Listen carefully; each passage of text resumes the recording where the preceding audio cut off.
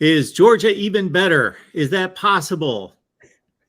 Well, 2 games down, things are looking good. We got Savannah Lee Richardson here from Dawn of the Dog to break down the Dogs. Georgia's given up 3 points this year, so they're ahead of schedule from giving up 9 points a game last year. Savannah, how you doing today? I'm doing good. I'm excited for South Carolina. I'm ready for, a test. And I think Oregon was supposed to be a test, but it didn't turn out to be one. So I'm excited for a real test to see how good this young defense can be when it gets to the point of where it has to cover an actual offense and not just, bow necks.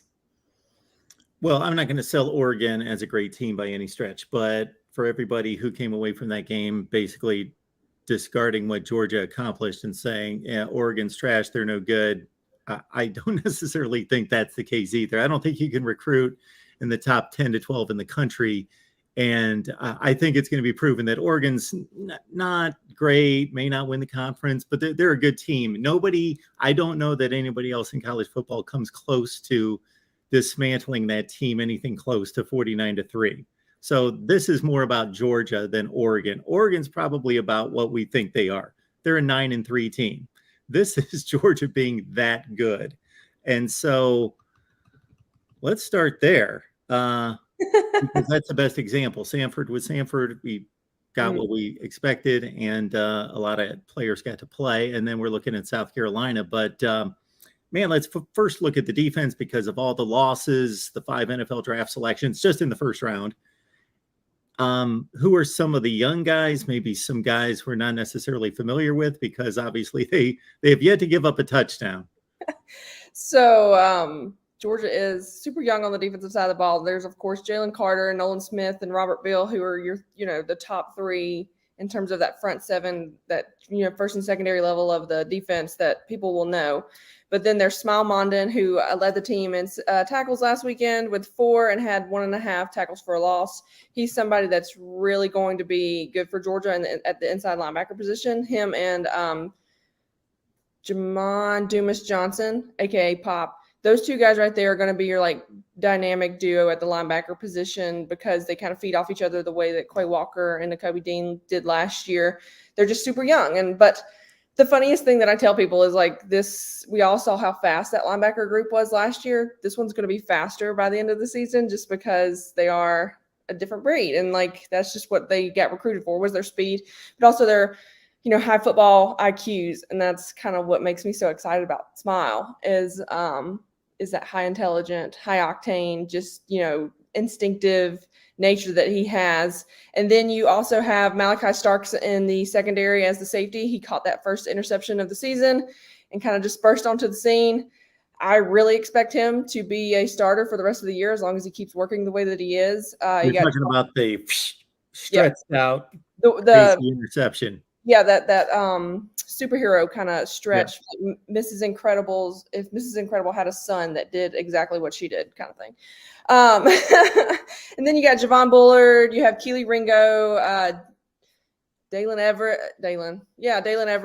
Those are 3 other guys that are going to be in the secondary. You also have Chris Smith still back there as the veteran. William Poole didn't play a lot, but at the same time, I'm not that surprised that he didn't play that much because of so much talent surrounding him. He probably just had somebody a little bit better than him. We'll probably see him in later game situations, but this defense is full of young names. I can't even forget about Mykel Williams, first sack of the season last week against Sanford. Looking for him to be even more of a force moving forward now that he's got that first, hit down. So those are some names for sure, but you still have your veterans that were around last year too that people keep forgetting about. All right, Stetson Bennett. Let's talk about him, Savannah.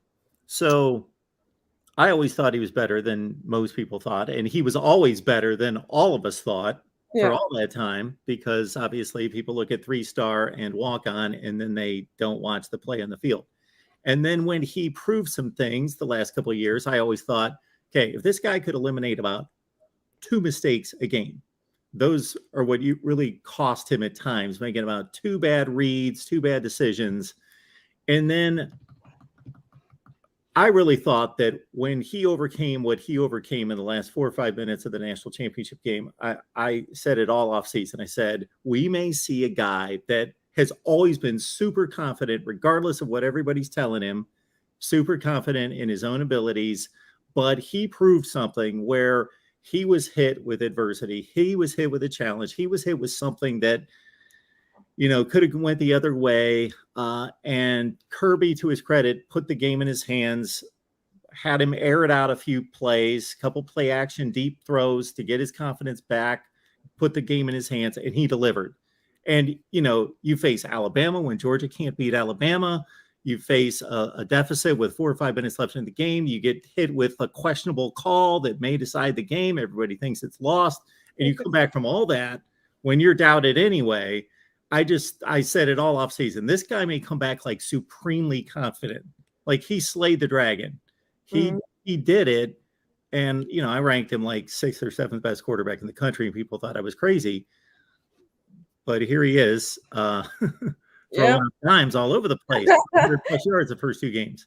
Yeah. Aaron Murray said before the season that he thought Stetson would be better than he was last year. And I kind of thought, I was like, oh, wow. I mean, he was really good last year outside of, like you were saying, the 1 or 2 mistakes that he kept making when he didn't need to make them.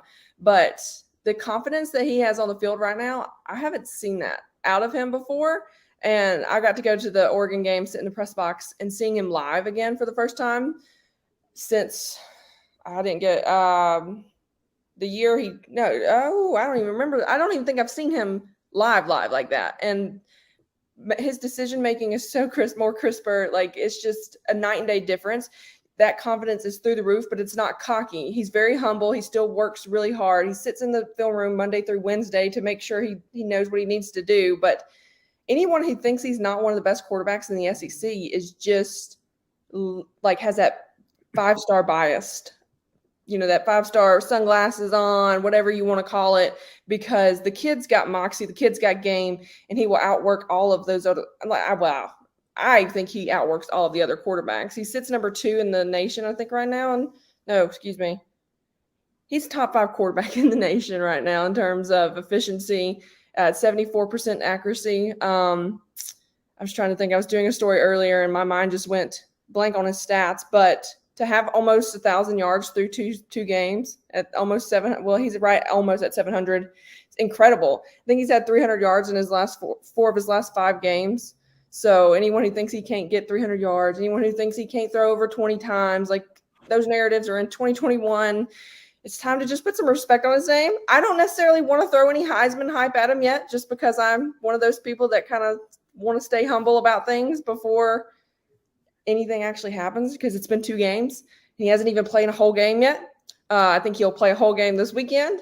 And so this will be the first true test, because the last time he played South Carolina, he threw an interception and people wanted to throw him to the Wolves again. So I'm calling this his first of many redemption games to kind of shut down any remaining haters.